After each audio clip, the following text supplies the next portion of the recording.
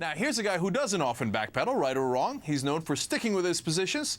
With me now is one of the Republicans who actually voted against Paul Ryan's plan, Texas Congressman Ron Paul. But wait, you're going to find out why in a second. And this week, Congressman Paul also announced he's setting up a presidential exploratory committee. So, Congressman Paul, why did you vote against the Ryan plan? Well, it didn't cut anything. I mean, this noise that I just heard, this just is a representation of the bankruptcy of the country. And to blame Republicans is wrong. I think you have to blame both parties.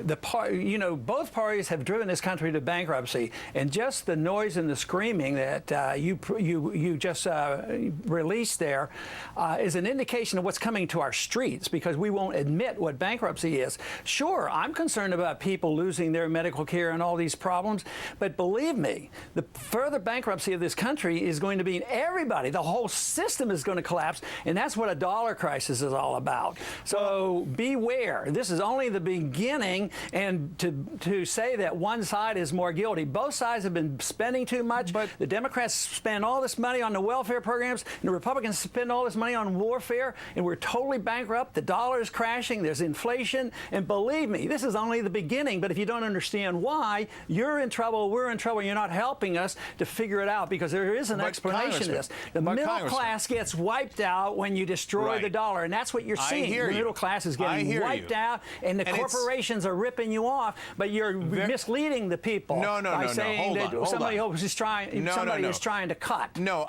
look, the dollar is an interesting question, and your views on the Fed are very interesting. You got something really great done in auditing the Fed. You worked with Alan Grayson, and I've given you credit for that over and over. But look, that was not the issue here. You said people are angry about bankruptcy. No, those people were very specifically angry about the possibility of their Medicare being cut.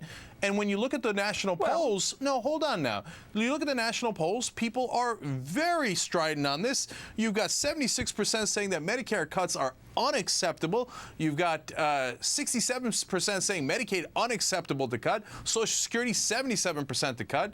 I mean, doesn't that show you that people are justifiably angry about this and they don't want to cut? Oh, yeah, they are, but they have to understand why, and I think you're misleading them.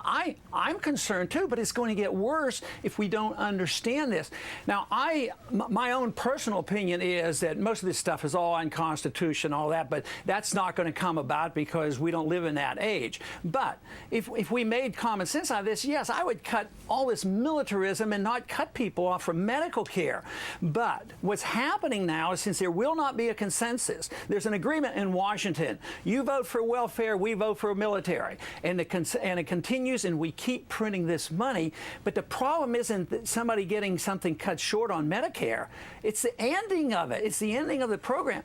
You have to understand, when the dollar goes, there's nothing left. There's runaway inflation. And now, this was the whole thing about the Bernanke hearings today. He admitted, that there's inflation coming, and it's there, and there's not a lot he can do about it except print more money, and the dollar was further devalued. And that's the key issue. I have massive issues with Ben Bernanke. I have massive issues with Tim Geithner, who are Republican leftovers from the Obama administration, which is a Democratic administration, has taken on for reasons that no one can really fathom. So I agree with your points on that. But you're running for president, and you just said Medicare and Medicaid and Social Security are all unconstitutional. So if you become president, would you phase those programs out? Well, you have to start where you are. I think it's all going to end, and it's not going to end because of me or anybody else. It's going to end because of the bankruptcy. So, but I have an idea of what we can do. I would cut massively on this overseas spending, hundreds of billions of dollars, and work our way out of it. But no, you can do this. I mean, when I go to the college campuses and I get large crowds out, I say, do you think you're going to get anything out of Medicare and Social Security? And they say, no. I said, I'd let you out. Just get out of the program. Opt out. So you would phase it out. Restore your freedom. Demand your rights to take care of yourself. And then take care of the elderly who are dependent. Don't put them out in the streets. And then you could do that, and you could work a transition. But there's a way you can have a transition. So I just want to get clarity. Transition. So if you became president, you would transition completely out of Social Security and Medicare. Well, you know, if I can get the people to agree and the Congress to agree, yeah, that would be my program, is to transition out, because this one has failed, and you're going to have riots in the streets. The food riots will come. They're all around the world, because this is a worldwide phenomenon. That's why the governments are breaking down around the world, because prices are going up. Because we have the reserve currency. Everything is based on the dollars. Other countries are already suffering, and it will come here. So you have to make a choice. You want to continue this and argue over where the cuts are coming, or are we going to get together and make some cuts? I'm just suggesting that the most popular way, political way, even though most Republicans disagree with me, is I would cut the military and the overseas spending and quit pretending we can run the world, because we can't.